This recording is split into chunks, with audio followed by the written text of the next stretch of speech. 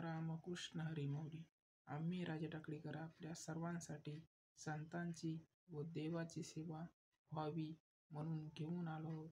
संतांची महिमा व संतांची कीर्ती, त्याचप्रमाणे संतांच्या ग्रंथातील सुवर्ण अक्षरांचा आस्वाद व संतांच्या अमृतमय वाणीतील गोडवा आपल्यापर्यंत पोहोचण्याची ही देवाची सेवा करत आहोत.